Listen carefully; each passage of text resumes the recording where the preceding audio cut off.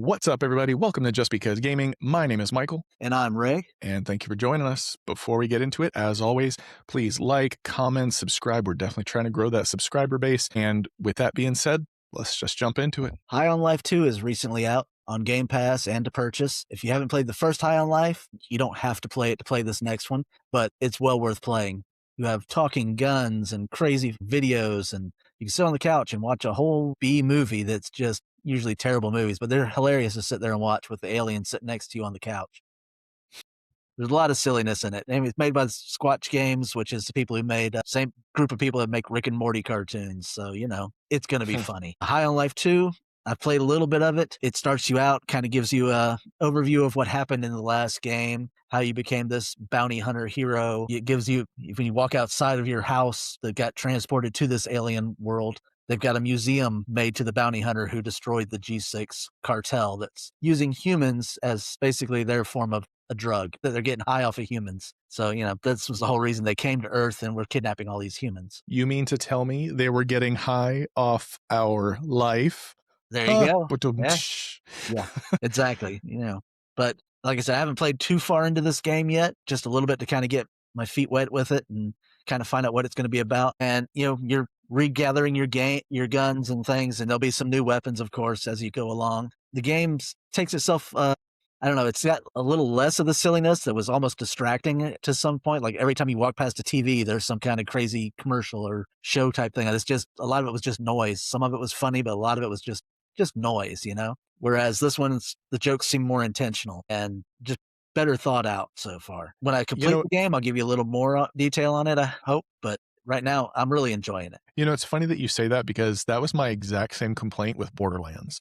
Like when you played the first Borderlands, everything was like a one-liner and shtick and everything.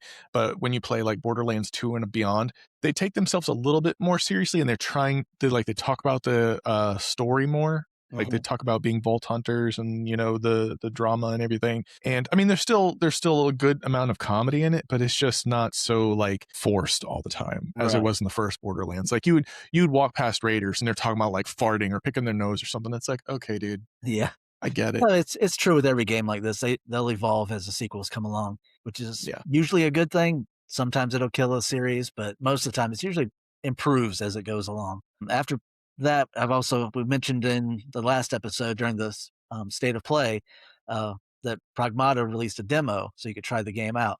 So I've played the demo now. I'm impressed with it. I really liked the gameplay. It looks like the storyline's going to be really well done too. I mean, it really kind of has a good focus on the story and the world that you're in.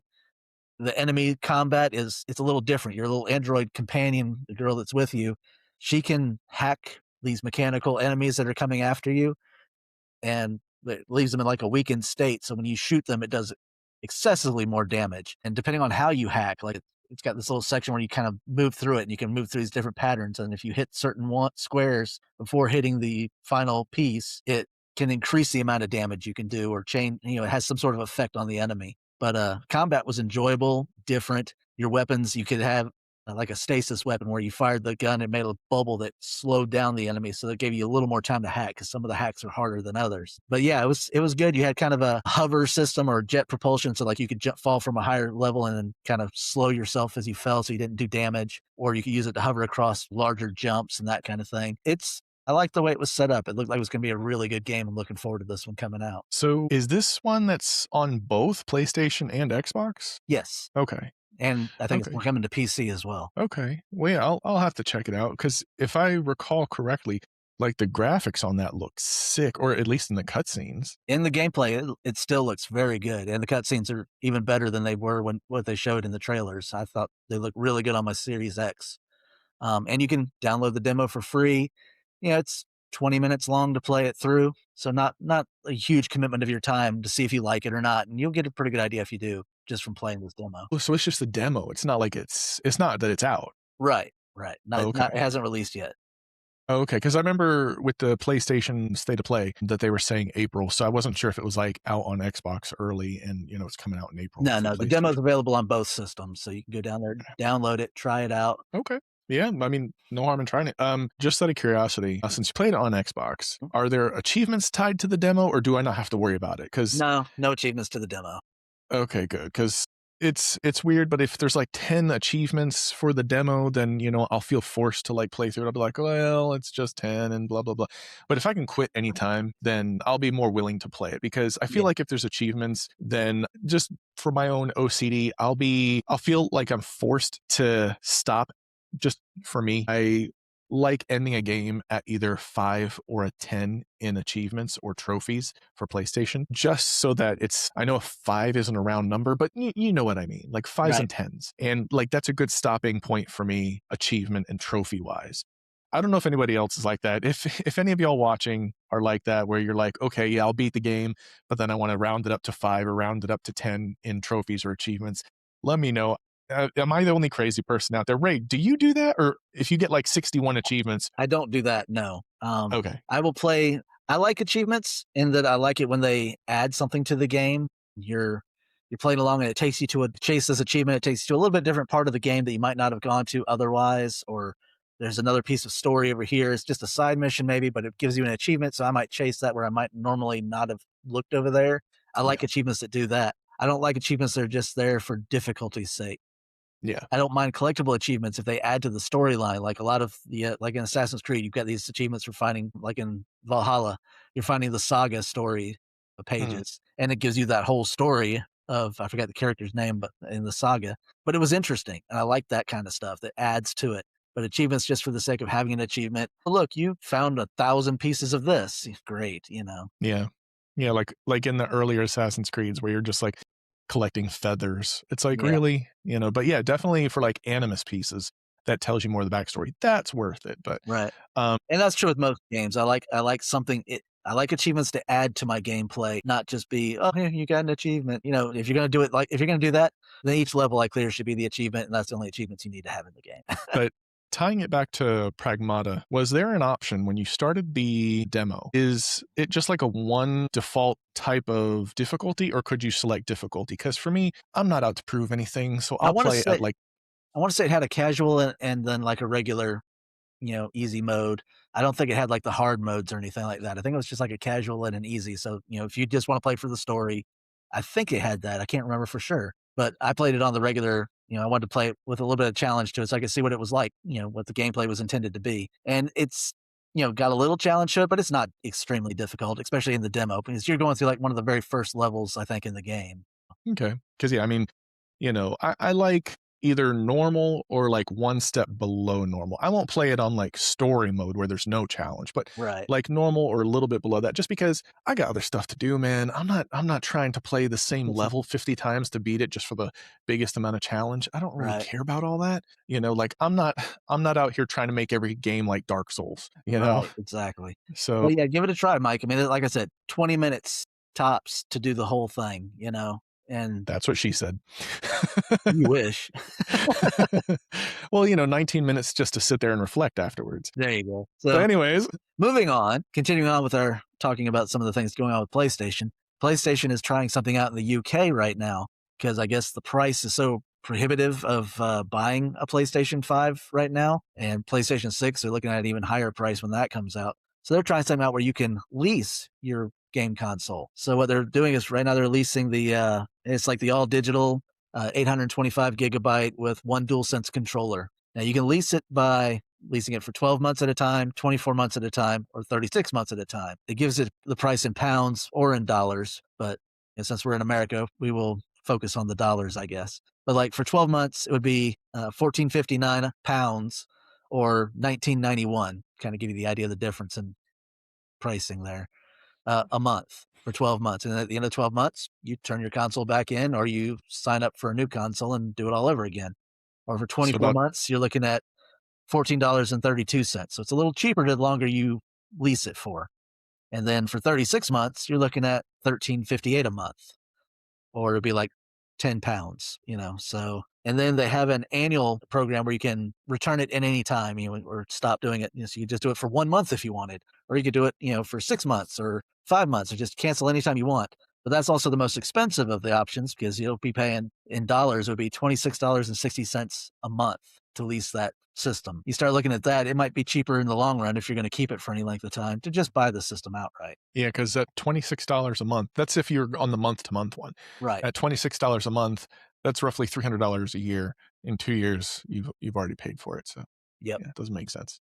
Yeah, I don't I don't agree with that. I think that's such a stupid move, and, like Well, they're probably looking at it from like the way you do a cell phone. You get on a payment plan with that, except you own the cell phone at the end. And this, you have to turn it in. You never own this console. I don't like that. Now, if it was like yeah. a rent to own or, kind of thing, sure, I can go for something similar to that where, okay, if I keep it for 36 months paying your payments, I own this thing at the end of that. Yeah, so the funny thing is, there was a system like this piloted before. It wasn't with PlayStation, it was with Xbox, and it wasn't a leasing program, it was a It was financing financing. program.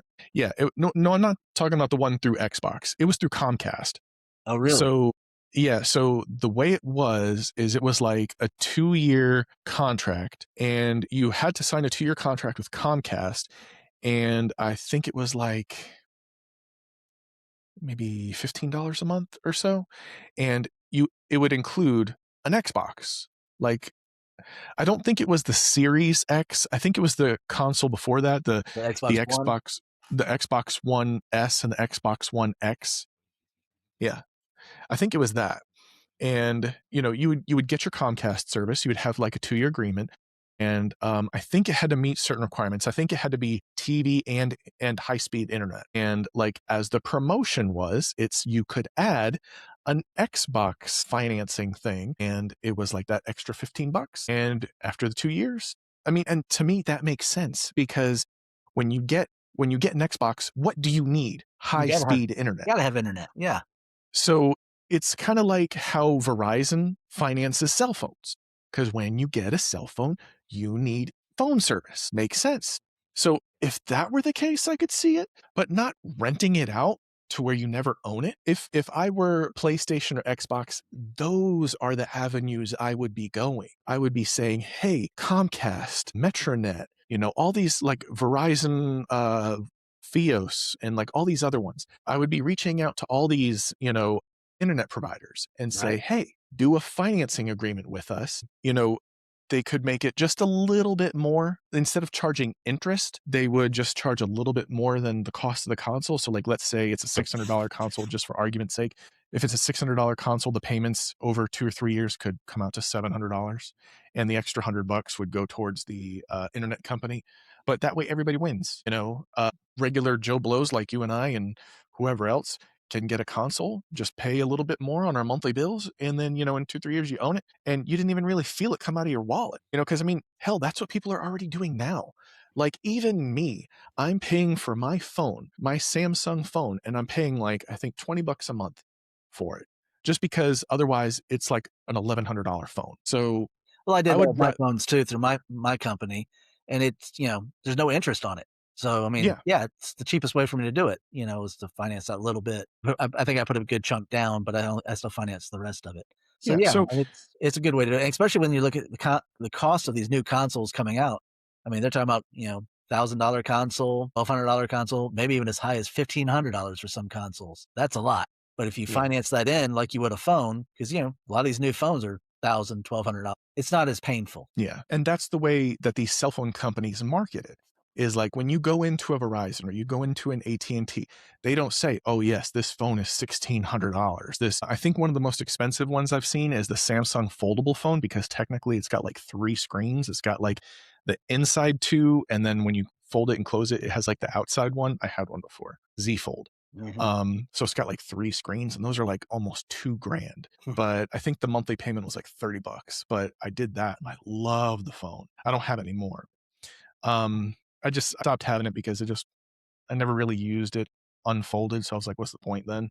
But yeah, let us know in the comments below if Xbox and PlayStation were to go that route of financing consoles, even if they're like $1,000. If you could finance an Xbox Magnus and a PlayStation 6 through Comcast or whoever, whatever internet provider you have. Because I know a lot of us, cut cords and we don't have Comcast for TV, but you might use Comcast for internet. If you could get it through your internet provider and just pay an extra like $20, $30, and have the next generation Xbox and have the next generation PlayStation, and you do own it at the end. at the end of that 2 or 3 year agreement. Would you do it? I feel like I would, just because monthly, just seeing it as like next 20 bucks, 30 bucks at the worst case scenario, I can stomach that. But I don't know. That's a weird situation, but I think I'd do it. I'd lean more towards yes. What Yeah. about you, Ray? Um, it depends. I mean, if I could afford to buy it outright or if I could put some money down and finance only part of it, I would rather be able to do, as long as I could do that, I might finance some of it. Okay. I don't like to finance things unless I absolutely have no choice. Yeah, yeah. And I mean, if consoles get to that point where they're over $1,000, that might be the best route for them to go because there's not going to be a lot of people willing to be like, "Oh, here's an entire band," for a console. It's a lot easier just to say, "I've got a couple $100 Yeah. for what a console would normally cost, and I'll just Well, finance the rest, and it'll be you like look back 8 bucks a at month." this last console generation when it first released with the Series X and the PlayStation 5 when that first time it released and all the bots were buying up, all the scalpers were buying up all these games. People were still buying these systems up, $1,000, $1,200 for a $500 system that was being scalped. So there are Well people that will pay it right off the bat because they want to be the early adopters and have it right off the bat. well, a Not lot of me. times yeah, a lot of the times, as my grandpa said, that's people with more money than common sense. So Yeah, that's it. That's it. you know, if you're buying a console, for like double the cost, triple the cost off a scalper, yeah, I don't know what you're doing. I don't know Well, why you would just do that. look I at don't it know with the what. cost of the consoles now because the old consoles have gone up in price. You about got it at a reasonable price. But that's it for us today. Thanks for joining us. Like, subscribe, leave some comments. Let us know what you think. Let us know your opinions on would you lease a system or would you finance a system that way through one of your internet providers or something? Let us know what you think. But thanks. We'll talk to you later. Peace.